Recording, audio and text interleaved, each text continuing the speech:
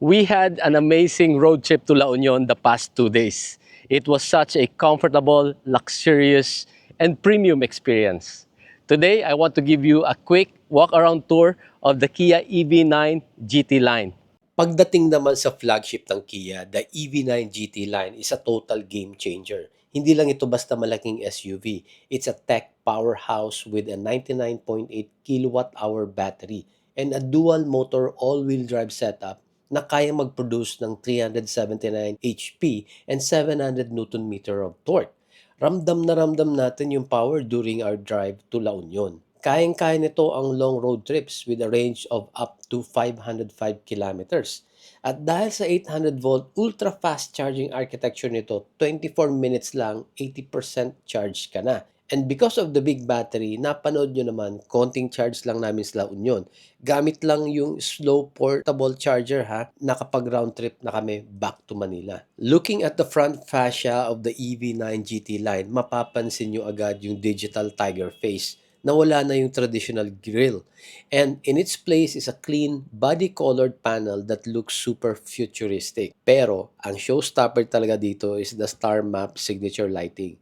Yung vertical headlamps are paired with these hidden digital panel lighting grills. Mga tiny LED lights na parang nagka-camouflage sa body panel. When you turn them on, it creates a unique light show. Add the GT line specific bumper na mas aggressive ang air intakes, plus the flat high hood line, and you get a look that is incredibly imposing and premium sa kalsada. Here at the side, you can really appreciate the rectangular silhouette of the EV9. It's very bold and structural, giving it that modern, monumental look on the road. Digital side mirrors with OLED screens inside the doors. With massive wheels with Continental tires, size 285/45, rim 21. Here at the rear, you have shark fin antenna, rear spoiler, third brake lamp, a rear camera as part of the 360 camera system, and you might be looking for the rear wiper. It's hidden under the spoiler. You have a nice big Kia logo here, and you have 1, 2, 3, 4 backup sensors. And you have another camera here that will help you when you are reversing. Okay, so when you open the tailgate, look at that space. Take note, the third row is open, right? So there is enough room doon sa loob for full-size adult. But here, look at that. You still have this big space. To give you a good perspective, a good idea of how big this is our camping cooler. This is a Stanley Outdoor Cooler, 28.3 liters. And this is our Instacart, our camping cart. Look at that. And this is our trolley. Look at this. Kasya pa ba?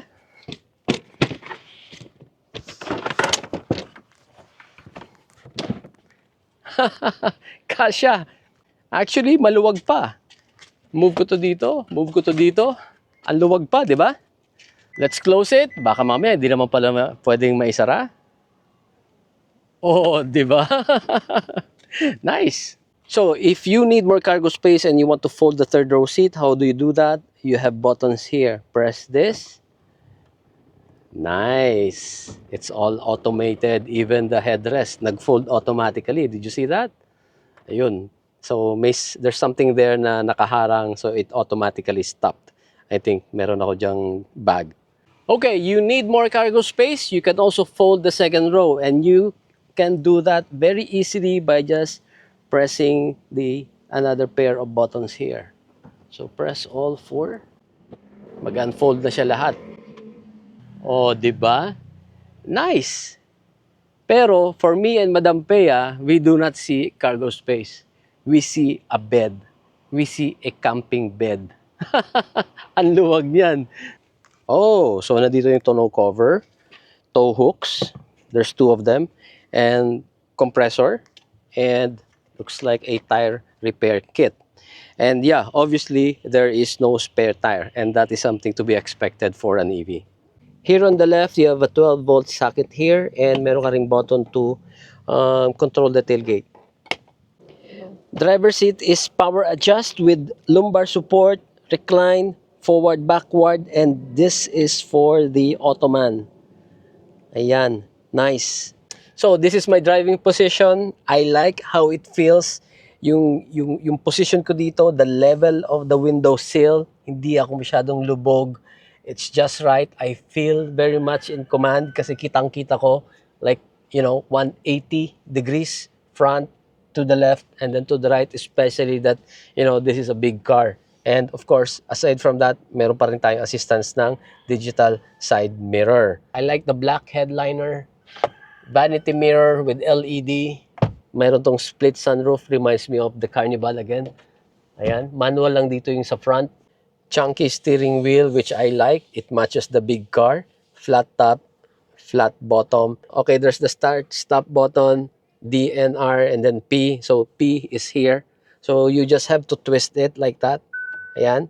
And of course, dito, the usual, andito yung cruise control, audio and voice control, and drive mode and terrain mode. Alright, dito naman sa dashboard, this is very Kia. Itong design na to, familiar na tayo dyan. We saw this dun sa Carnival, which is also very intuitive and easy to use. Twitter speakers here, and this one, another speaker, and another speaker here. Lots of speakers, really sounds good. And this one, this is not a storage space. This is where your heads-up display projection is coming from. Touch-sensitive controls here for the home button, for the map, search, media, and then volume control, hazard buttons, and ito talaga ang gusto ko when Kia designs the interior. Yung mga buttons that you need to access quickly, like the temperature and the blower, dali lang, up, down, and also for the passenger.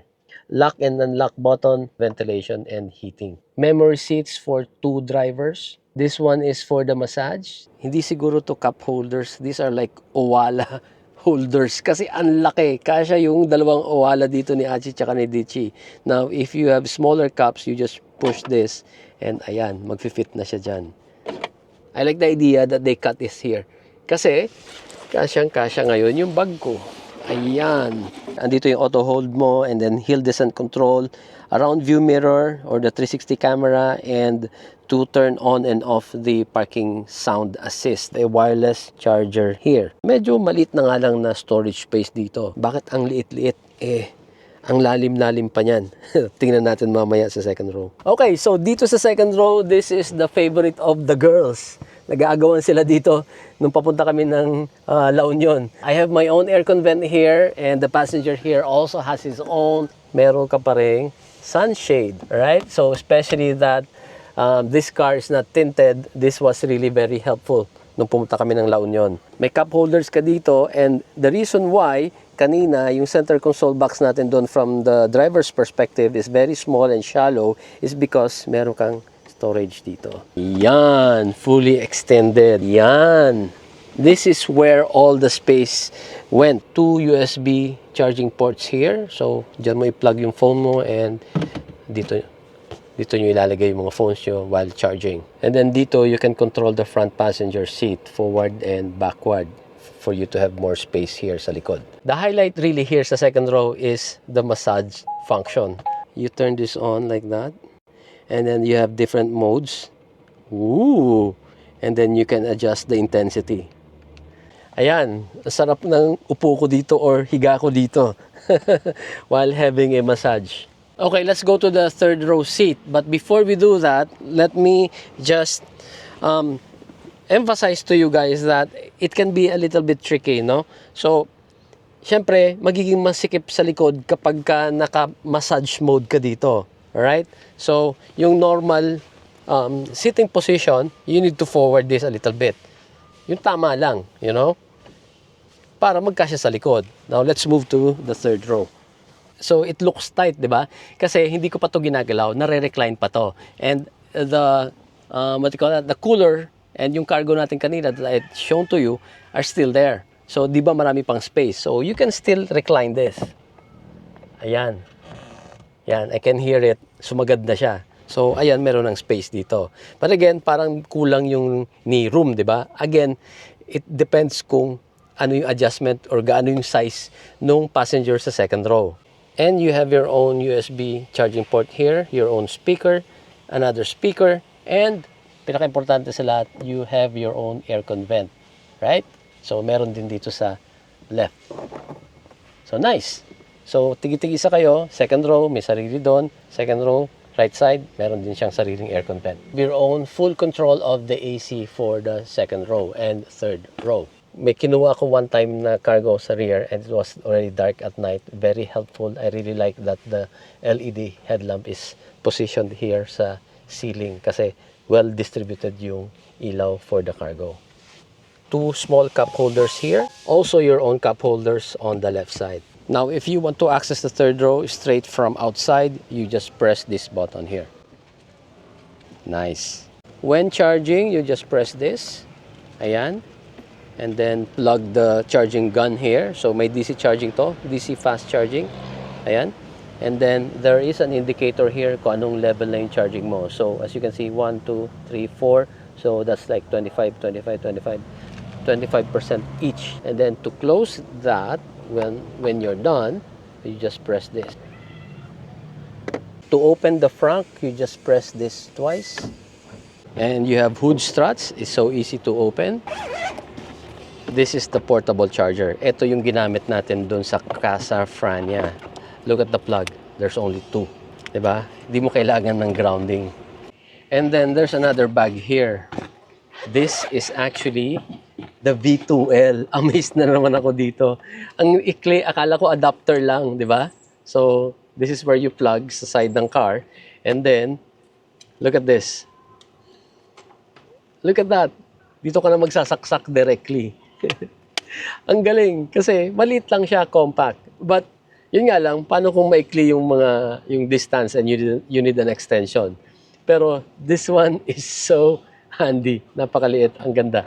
So, is the EV9 GT line worth the 6 million peso price tag? Sa totoo lang, it's a lot of money, but you're getting a lot of car. From the stress-free range going to LU to the convenience of V2L and those massage seats, it's the most complete EV package na na-test drive namin. It's powerful, it's smart, and surprisingly, it's very easy to live with even on long drives. If you want the absolute best Kia has to offer today, this is it. No more range anxiety, just pure electric luxury. Thank you for watching. As always, please drive safe. Bye.